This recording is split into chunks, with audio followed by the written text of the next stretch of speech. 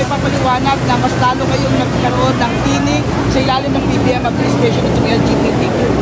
So, thank you so much Bansa Pilipinas, mahal na Pilipinas. Bilang LGBTQ President, to all LGU President of LGBT community, mabuhay po tayo lahat. Isa po tayo sa sumusuporta sa ating administration. So marami mga discrimination ang ating Pangulo ng Pilipinas dahil marami siyang ginagawa activities na para sa Bansa Pilipinas sa bawat Pilipino.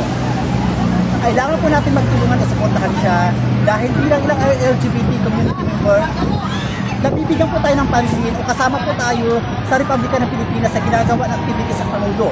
Sinasali po ang LGBT community, LGBT group, o isang mamamayan o citizen ng Bansang Pilipinas dahil isang kabutante, kasali ka sa bawat activities ng LGBT ginagawa ng isang mayor o barangay campaign.